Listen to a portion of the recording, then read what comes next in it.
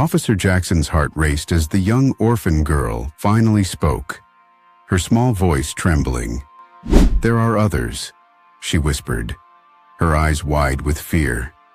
Those 3 words changed everything. Suddenly, the routine night patrol turned into a chilling investigation, leading Jackson and his team to a mansion hiding unspeakable horrors. What started as a quiet night now spiraled into a race against time, with lives hanging in the balance. Stay tuned as we unravel the mystery behind the girl's haunting words and the secrets locked within the mansion. But hey, before we dive into the story, do yourself a favor and pause the video right now. Go hit that like button, and let's see if we can make this video reach 1,000 likes. And if you haven't done so already, please subscribe to your favorite story channel. Also, make sure to ring the notification bell so you never miss out on the latest and weirdest stories. Trust us, you won't want to miss what's coming your way. Now sit back, relax, and prepare to be amazed as we take you on an unforgettable ride. Don't forget to engage with us in the comments below. We love hearing from you. Without further ado, let's dive right in. Officer Jackson was no stranger to the night shift. Over the years, he'd grown accustomed to the quiet, eerie stillness that blanketed the city streets after dark. The silence was both comforting and unnerving, offering a sense of peace, but also a lingering feeling that something, anything, could shatter it at any moment. On most nights, the calls were routine. Noise complaints, the occasional bar fight, or a car accident. But tonight felt different.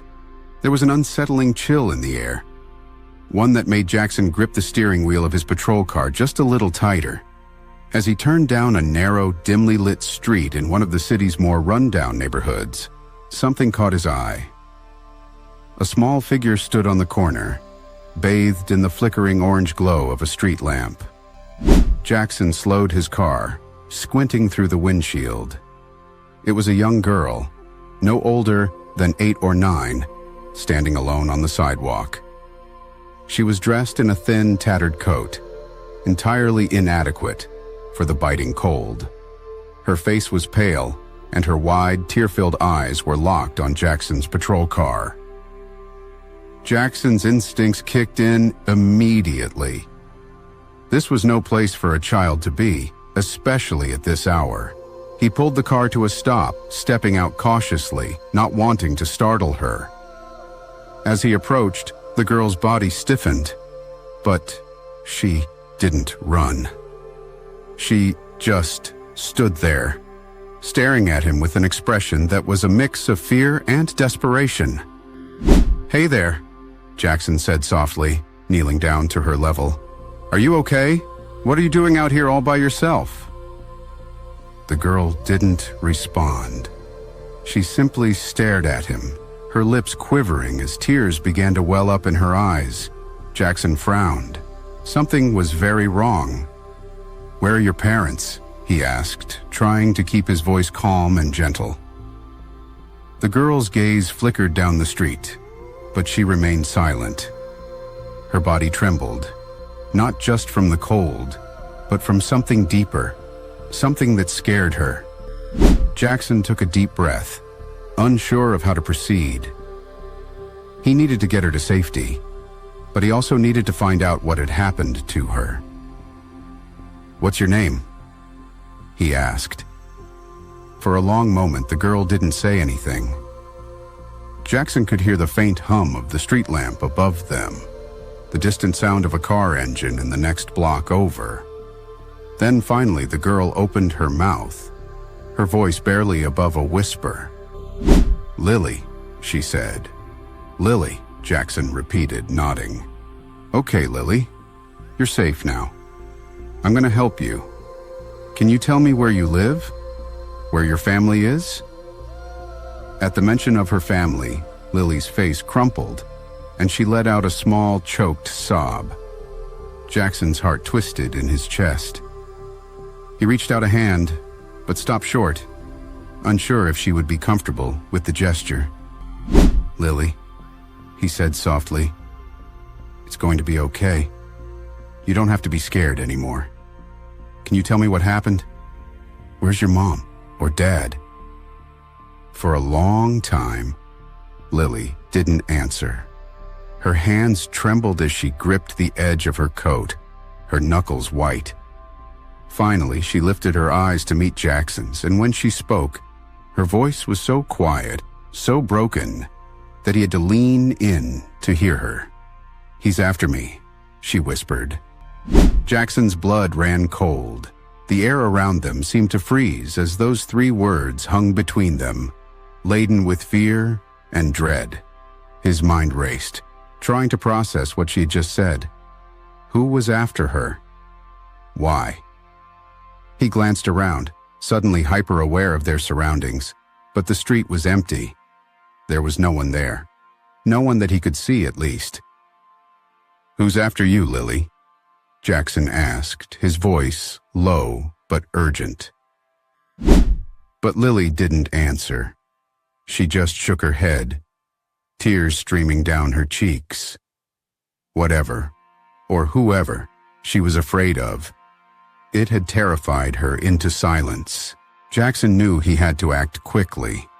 He couldn't leave her out here, and he certainly couldn't wait for this mysterious he to show up. He reached for his radio, calling in for backup. "Dispatch, this is Officer Jackson. I've got a young girl here, claims someone is after her. I'm going to bring her back to the station. Over." There was a crackle of static before the dispatcher responded. "Copy that, Officer Jackson. Do you need immediate assistance?" Jackson glanced down at Lily, who was shivering uncontrollably now, her eyes darting nervously down the street. He didn't know if whoever was after her was still out there, but he wasn't taking any chances. "Negative. I'm moving her now.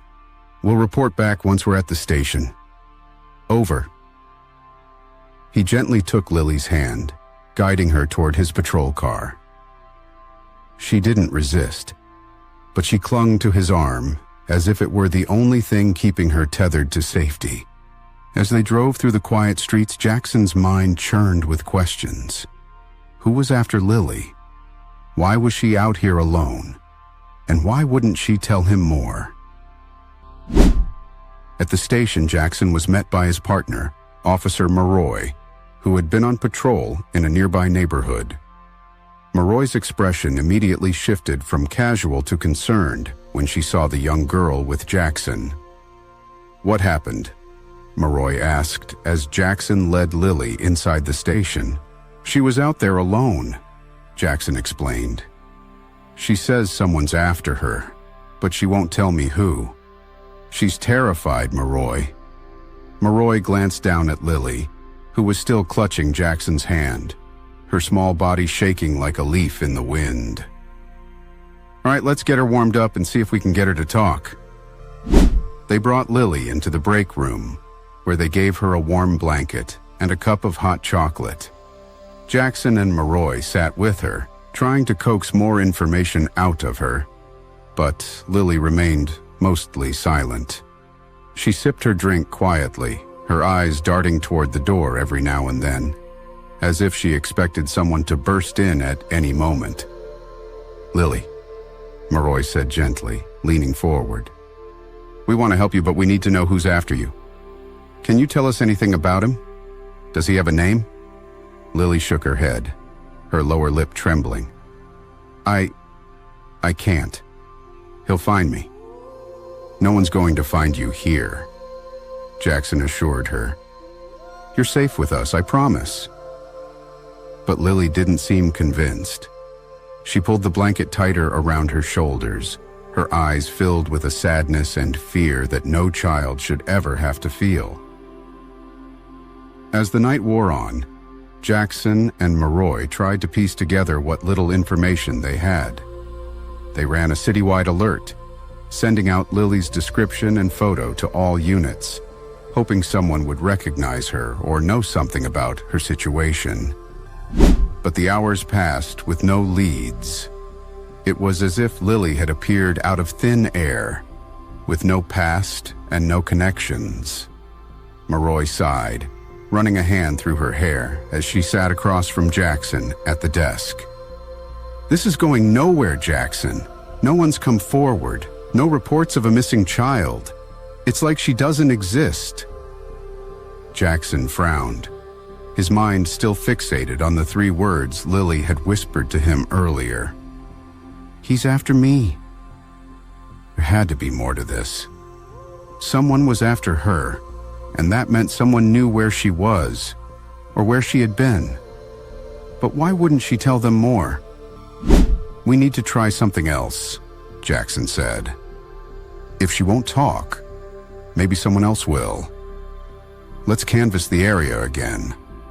Someone has to know something." The next day, Jackson and Maroi returned to the neighborhood where they had found Lily. They went door to door, showing her photo to anyone who would talk to them. Most people claimed not to know her, their faces hard and closed off, typical of the distrustful attitude toward police in the area. But one elderly woman offered a cryptic comment when shown Lily's picture. "That girl, she's an orphan," the woman said, her voice raspy and low. "No family, no home, just wandering." Jackson pressed for more information, but the woman quickly shut her door, leaving him and Maroi standing on the doorstep, even more confused than before. "An orphan?" Maroi muttered as they walked back to the car. "That doesn't make sense. If she's an orphan, where has she been living? Who's been taking care of her?" Jackson didn't have an answer. All he knew was that the situation was getting stranger by the minute. Days turned into a week, and still they had no solid leads. The citywide alert yielded nothing, and Lily remained mostly silent, only speaking in short, whispered sentences that offered no real insight into her situation. Jackson and Maroi were frustrated, but they refused to give up. Then, one night, a break finally came. An anonymous tip came in, directing them to a wealthy neighborhood on the other side of the city. The caller claimed to have seen Lily near one of the mansions in the area, and suggested that the man who lived there, Edward Harris, might know something about her. Jackson and Maroi exchanged a glance. It was a long shot, but it was the only lead they had.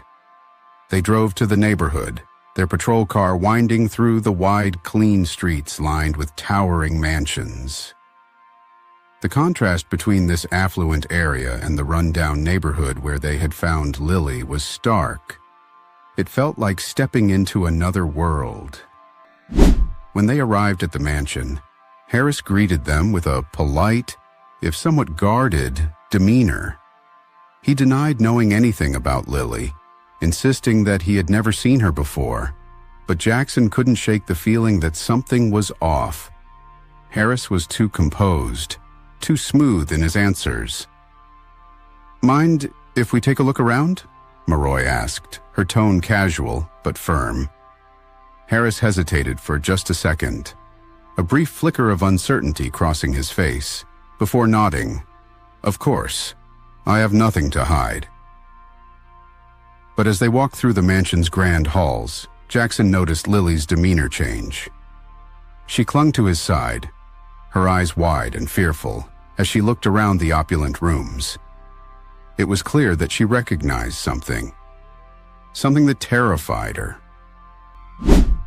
The next few days were a blur of investigation.